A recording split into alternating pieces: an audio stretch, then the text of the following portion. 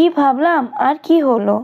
এবছর রোজা শুরুর প্রথমেই ভেবেছিলাম যে এবছর সর্বোচ্চ 10 রোজার মধ্যে আমি আমার সব কেনাকাটা কমপ্লিট করে ফেলবো, কিন্তু সারা মাস ধরে কেনার পরেও এখন একদম শেষ রমজানেও আমার কেনাকাটা কিন্তু এখনও শেষ হয়নি। রমজান মাস যেহেতু একদমই শেষ হয়ে আসছে, তাই আজকে আমি বের হলাম সব কেনাকাটা এবং সব কিছু একসাথে কমপ্লিট করে বাসায় ফিরবো সেই উদ্দেশ্যে। তো প্রথমে আমি কিছু বেবিদের ড্রেস কিনলাম গিয়ে, কারণ কিছু কিছু গিফটের ড্রেস দেওয়া বাকি ছিল সেগুলো। তো এখানে আমি একটা বেবিকে অলরেডি গিফটটা করে এসেছি।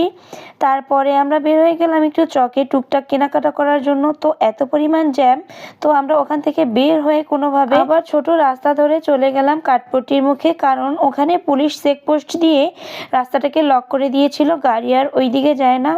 কিন্তু মানুষের এত পরিমাণ ভিড় ছিল যে হাঁটা খুব কষ্টসাধ্য হয়ে যাচ্ছিল। তো যেহেতু কাজগুলো ছিল যেতেই হতো, আর কোনো উপায় ছিল না।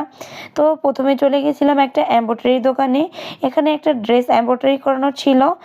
আর এখান থেকে বের হতেই দেখি আমাদের ভাইরাল সোনালি আপুর দোকানটা, মানে কালার্স অফ সোনালি আপু ওখানে ছিল। আপুর বিহেভিয়ার তো আমার অনেক বেশি ভালো লেগেছে।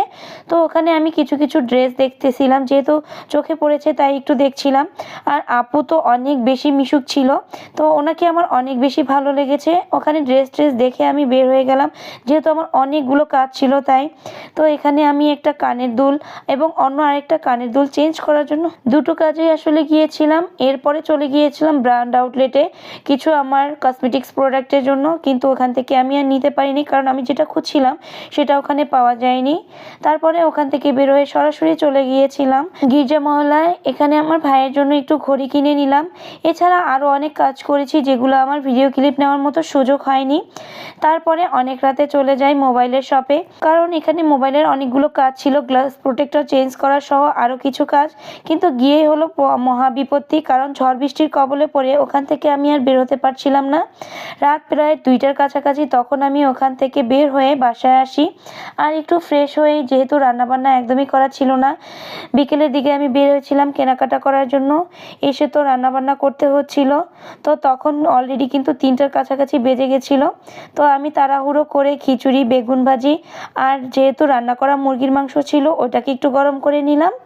তো কি আর করার, যেহেতু অলরেডি 3টা 10 আর সারাদিন দৌড়াদৌড়ি করার পর অনেক বেশি ক্ষুধা লেগে গিয়েছিল। তো সাথে একটু বোম্বাই মরিচ আর আচার নিয়ে বসে পড়লাম গরম গরম খিচুড়ি খেতে। তো আপনারা কে কোন জায়গা থেকে আমার ভিডিওগুলো দেখছেন কমেন্টস করে জানাতে কিন্তু একদম ভুলবেন না।